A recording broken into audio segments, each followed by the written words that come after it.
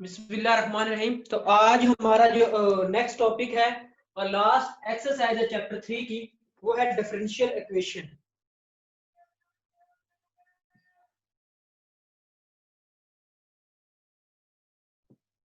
Differential equation,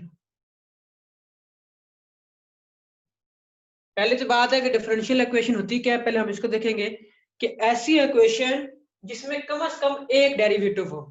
an equation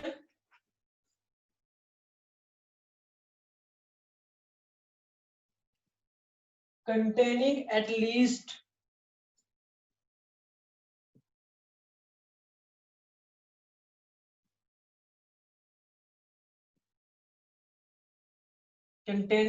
least one derivative। At least one derivative का मतलब है कम से कम एक डेरिवेटिव हो। एक से ज्यादा डबल डेरिवेटिव भी हो सकते हैं, ट्रिपल डेरिवेटिव भी हो सकते हैं और एन टाइम डेरिवेटिव हो सकता है। इस तरह के इक्वेशन को क्या बोलते हैं? Derivative of dependent variable. Independent variable वाली बात कॉमन है कि डिपेंडेंट का with respect to independent, of dependent variable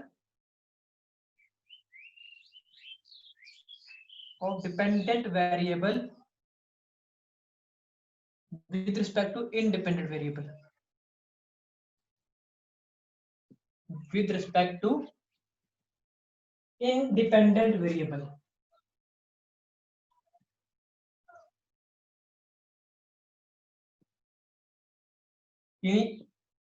ऐसी इक्वेशन जो कम से कम कितने वेरिएबल और कितने डेरिवेटिव उसमें लो, एट लीस्ट वन डेरिवेटिव। मतलब बात करने का है कम से कम हमारा डेरिवेटिव एक हो, एक से ज्यादा भी हो तो कोई मसला नहीं है।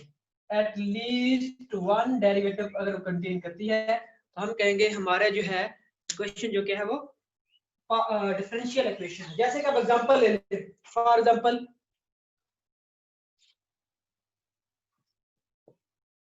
y into dy over dx plus x is equal to 0। अब ये एक इक्वेशन है, तो इस इक्वेशन में कम से कम वट जो भी है, मैंने आपको क्वेश्चन ही बताइए ना, एग्जांपल है ना, कोई मसला नहीं। कि ऐसी इक्वेशन जिसमें कम से कम क्या हो, एक ये डेरिवेटिव कंटेन है, या ऐसे भी हो सकता है कि y का square into second derivative plus 4x is equal to 0। ये भी देखें, ये भी डिफरेंशियल इक्वेशन है। उन्होंने कहा कि एटलीस्ट वन का मतलब है कम से कम एक या एक से ज्यादा भी हो सकता है, फर्स्ट डेरिवेटिव सेकंड डेरिवेटिव। ये ऐसे भी हो सकता है y की power n dn time derivative plus y की पावर n -1 dn, यानी से n से एक कम n-1 वाला derivative, n-1 up to so on चलता चलता यहाँ पे कांस्टेंट आ जाता है 4 इज इक्वल टू 0। ये सब के सब जो है वो डिफरेंशियल इक्वेशंस है। ये सब के सब क्या हैं?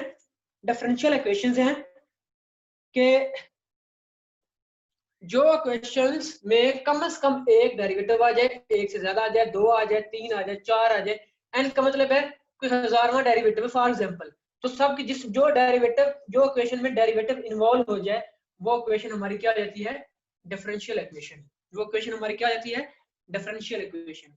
आगे है, ये बेसिक चीज है कि डिफरेंशियल इक्वेशन होती क्या है। आगे इसका order of differential equation, order of differential equation में शॉर्टकट डीई लिख रहे हो डिफरेंशियल इक्वेशन को। तो ऑर्डर ऑफ डिफरेंशियल इक्वेशन होता है, order of differential equation is the order of highest derivative, यानी जो हाईएस्ट डेरिवेटिव होता है। आप इसी की मिसाल ले ले, इसमें सबसे ज्यादा डेरिवेटिव कितने हैं? एक है ना, तो ये है first order derivative, first order differential equation. ठीक है, क्योंकि इसका हाईएस्ट डेरिवेटिव जो कितना है वो एक है।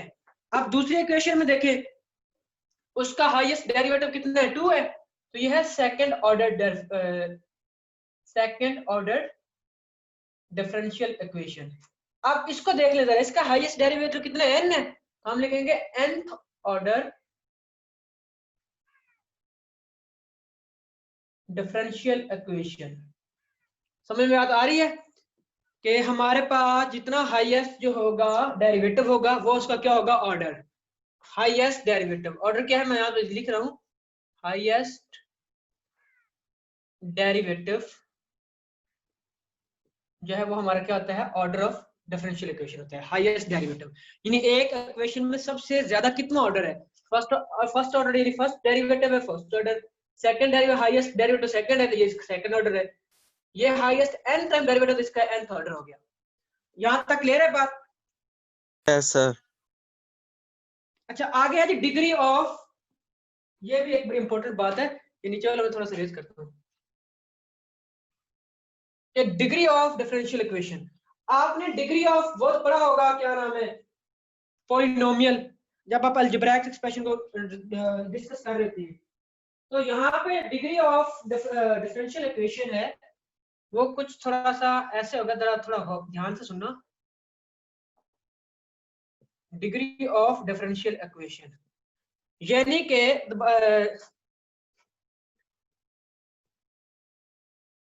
हाईएस्ट पावर जो है ना हमारी,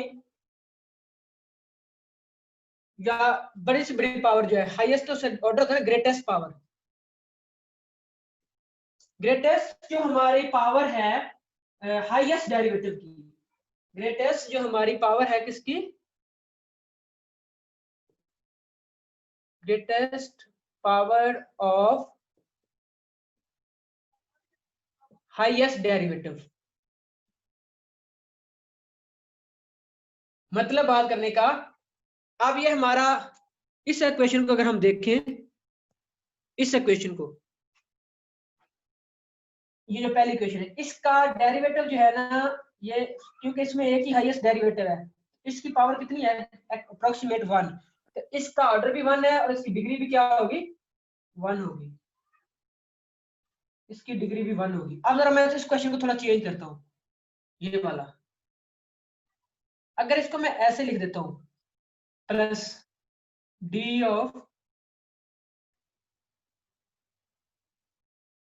dx, इसकी पावर मैं लिख देता हूँ 4 फॉर एग्जांपल। अब आपने इसमें डिग्री फाइंड करनी है, डिग्री ऑफ डिफरेंशियल इक्वेशन क्या होती है, जरा गौर करें, greatest power of highest derivative. अब जरा गौर करें इस इक्वेशन में, यहाँ पे हाईएस्ट डेरिवेटिव कौन सा है, ये फर्स्ट डेरिवेटिव, ये सेकंड, इसका मतलब ये हाईएस्ट डेरिवेटिव है, इसकी जो पावर है और उसकी कितनी पावर है, 1। हालांकि हम जो अलजबरा में करते होते हैं ऐसे करते हैं, x की पावर 4 जमा x की पावर 3 जमा x y। अब इसमें से जब हम डिग्री निकालते हैं तो हम देखते हैं जो हाईएस्ट पावर होती है वो उसकी डिग्री होती है। यहाँ पे ऐसा नहीं है, यहाँ पे जो हाईएस्ट डेरिवेटिव है उसकी पावर डिग्री काउंट होगी। यानी डिफरेंशियल इक्वेशन में, दोबारा सुनिए, greatest power of highest derivative, सबसे पहले हमें देखना है कि हमारी इक्वेशंस में हाईएस्ट डेरिवेटिव कौन है, ये सेकंड है, ये फर्स्ट है, डेफिनेटली ये ज्यादा डेरिवेटिव है, इसकी पावर जो है डिग्री, इसका मतलब है ये इसकी डिग्री कितनी हो जाएगी, 1, इसकी डिग्री कितनी हो जाएगी, 1।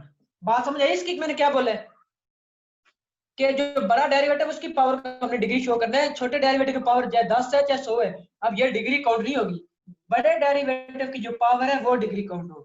अब इसको देख ले जरा, इसकी पावर को अगर मैं कह देता हूं n-1, और ये जो मैंने लिखा हुआ है ये वाला dn-1 y over dx n-1, और इसकी पावर मैं कर देता हूं n। अब आपने गौर करना है कि पहले हाईएस्ट डेरिवेटिव कौन सा है, ये n है, ये n में से एक कम है, मतलब ये 10 है तो ये 9 है, ये 50 है तो ये 49 है, इसका मतलब है n वाला जो है वो हमारी जो है हाईएस्ट डेरिवेटिव है। जब n वाला डेरिवेटिव हाईएस्ट है तो उसकी जो पावर है वही हमारी डिग्री होगी, जिसका फिर डिग्री कितनी होगी, n-1 डिग्री, n-1 डिग्री। बात की समझ आई मैंने क्या बोला है, दोबारा सुन लें कि जब हम डिग्री ऑफ डिफरेंशियल इक्वेशन करते हैं तो हमने सबसे पहले हाईएस्ट डेरिवेटिव चेक करना है, उसकी पावर चेक करनी है। जैसे यहाँ पे एक ही डेरिवेटिव था, इसकी डिग्री 1 है, हाईएस्ट पावर 1। यहाँ पे 2 डेरिवेटिव है, इसमें हमने देखना है कि हाईएस्ट डेरिवेटिव कौन सा है, तो वो ये सेकंड वाला है, इसकी पावर 1 है, इसका मतलब ये इसकी डिग्री होगी, ये 4 इसकी डिग्री नहीं होगी, क्योंकि ये डेरिवेटिव लो है, ये डेरिवेटिव हाई है, हाईएस्ट डेरिवेटिव इसकी डिग्री 1 होगी। नीचे वही बात, ये था nth डेरिवेटिव, इसकी पावर है n-1, ये n-1 डेरिवेटिव, इसकी पावर है n। यानी अगर ये n है तो ये n में से एक काम है, 10 है तो ये 9 है, अब 10 वाले की पावर जो है वो हमारी डिग्री होगी, यानी n-1 इसकी क्या होगी, डिग्री होगी। यहां तक बात क्लियर है?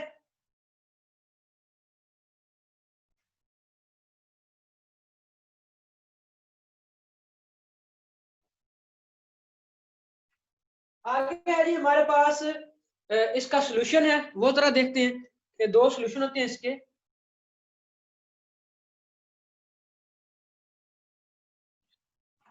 कि सॉल्यूशन ऑफ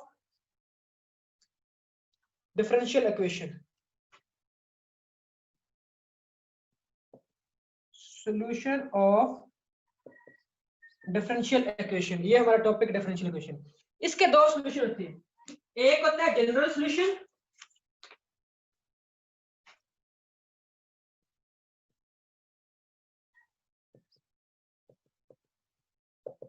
जनरल सॉल्यूशन होता है, उसमें क्या होता है कि ऐसा सॉल्यूशन जिसमें हमारे पास क्या हो, जनरल वो हो,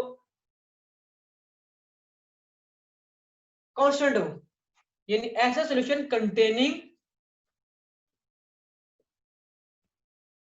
आर्बिट्रेरी, आर्बिट्रेरी का मतलब है आजादाना, मतलब कोई खास वो नहीं था। आर्बिट्रेरी होता है कि अंदाजन, जिसको हमने अंदाजा किया हुआ है। Arbitrary contain arbitrary constant, arbitrary constant, यानी जब हम, मैं आपको बताता हूं कैसे।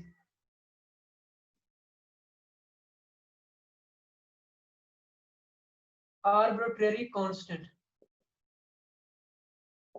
यानी देखिए जरा, अगर हमारे पास y इज इक्वल टू आ जाता है, फॉर एग्जांपल जब हम उसको डिफरेंशिएट कर लेते हैं, इंटीग्रेट कर लेते हैं, y इज इक्वल टू आ जाता है x प्लस सी। अक्सर हम जब इंटीग्रेट करते हैं तो इस तरह का जवाब आता है। तो ये जो c है ये हमारा कांस्टेंट है, इसको हम बोलते हैं जनरल सॉल्यूशन, ये जिसमें ये c इन्वॉल्व हो जाए, इसमें हमारा क्या हो जाए, c इन्वॉल्व। लेकिन एक इसका पर्टिकुलर सॉल्यूशन, जिस तरह आपने अभी लास्ट एक्सरसाइज नहीं की जिसमें लिमिट लगाते थे, तो हमें पता है कि हमारा फंक्शन जो है वो लिमिटेड हो गया है, यानी हम सर जी अपर एक मिनट, और एक मिनट लोअर लिमिट ठहरिएगा। लगाते थे फंक्शन की। बताता हूँ एक मिनट। तो जब हम फंक्शन को सॉल्व करते थे तो हम उसके अंदर सी ऐड नहीं करते थे, उसकी वजह कि फंक्शन हमारा बाउंडेड है, यानी ए से बी वैल्यू दे रहे हैं तो उसके अंदर ही फंक्शन रहना है, तो ये आर्बिट्रेरी सी खत्म हो जाएगा। तो जब इस तरह का सोल्यूशन आ जाए जिसमें आर्बिट्रेरी ना हो, बाउंडेड फंक्शन हो, उस तरह के सोल्यूशन को बोलते हैं पर्टिकुलर सोल्यूशन। जी बोलो, आप कुछ बोल रहा था। सर जी ये फैसल को गयो, स्पीकर बंद कर फैसल अपना, और बार बार तेरी आ जाता वा, बंद कर ले।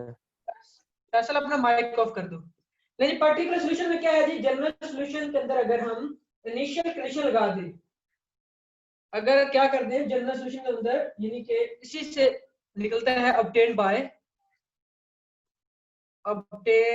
by जनरल सोल्यूशन,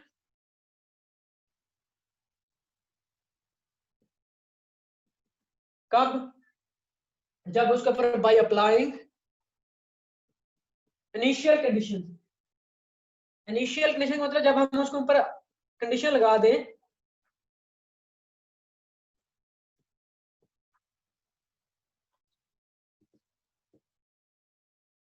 तो वो क्या हो जाती है हमारे पास, is called particular solution. Particular solution for example जैसे कि मैंने अभी आपको बताया कि जब आपके पास फंक्शन जो है वो बाउंडेड आ जाए, ये वाला, जैसे कि ये वाला फंक्शन बाउंडेड फंक्शन है, जब आपने इसको इंटीग्रेट करना है तो आपने अपर और लोअर लिमिट लगा के इसका एक जवाब निकालना है। इसका मतलब है कि हमारे पास आर्बिट्रेरी कांस्टेंट जो है वो खत्म हो जाएगा, हमारा सोल्यूशन हो गया बाउंडेड। यानी हमने इस सोल्यूशन के ऊपर जब क्या लगा दी, कंडीशन लगा दी, क्या लगा दी, यानी जनरल सोल्यूशन के ऊपर कंडीशन अप्लाई करेंगे। इनिशियल कंडीशन का क्या मतलब है कि हम कहां से शुरू कर रहे हैं और कहां तक जा रहे हैं। जब ये कंडीशन लग जाएगी तो हमें पता चल जाएगा कि हमारा सॉल्यूशन जो है वो, उसमें कांस्टेंट जो है वो सारा उसके अंदर सारा कुछ इकट्ठा हो जाएगा। हम एक जो है ना वो बाउंडेड एरिया के अंदर आ गए हैं जो हमारे हमारे पास गिवन होगा। तो उस तरह के सॉल्यूशन को हम बोलते हैं पर्टिकुलर सॉल्यूशन। अब जो जनरल सॉल्यूशन है उसमें हमें सी का आइडिया नहीं होता, सी हमारा क्या है, आर्बिट्रेरी, यानी हमने उसको लेट किया हुआ है, आरजी तौर पर रखा हुआ है आर्बिट्रेरी। लेकिन जब पर्टिकुलर सॉल्यूशन में आ जाते हैं तो हमारे पास अपर लिमिट और लोअर लिमिट, पिछली एक्सरसाइज 3.6 में हमने जब लिमिट वाले सवाल किए थे तो उसमें हम क्या कांस्टेंट नहीं लिखते थे, वजह कि हमारा जो बाउंडेड एरिया जो है वो बाउंडेड आ जाता था, सॉरी, तो उस बाउंडेड एरिया को जब इंटीग्रेट करते थे तो उसका एक स्पेसिफिक मखसूस जवाब, खास जवाब बता था। इसीलिए जब आप उसके ऊपर कंडीशन लगा देंगे तो डिफरेंशियल इक्वेशन के ऊपर, तो हमारा जो जवाब आ जाएगा वो क्या आ जाएगा, पर्टिकुलर सॉल्यूशन। क्या आ जाएगा? इसके बाद है जी हमारे पास पर्टिकुलर सॉल्यूशन के बाद हमने एक चीज जो हमने स्टार्ट में करनी है कि वैल्यू को हमने सेपरेट करना है। जब भी हम डिफरेंशियल इक्वेशन को सॉल्व करेंगे, जो हमारा काम होगा, तो हम उसके लिखेंगे सेपरेबल वेरिएबल्स। तो सेपरेटिंग वेरिएबल्स क्या होते हैं, थोड़ा हम उसको देखते हैं।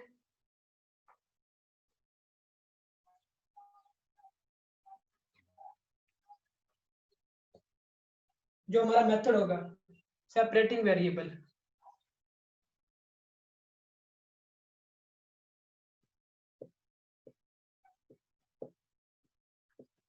यानी कि हमारे पास एक इक्वेशन होगी, मैं आपको एग्जांपल से बताता हूं।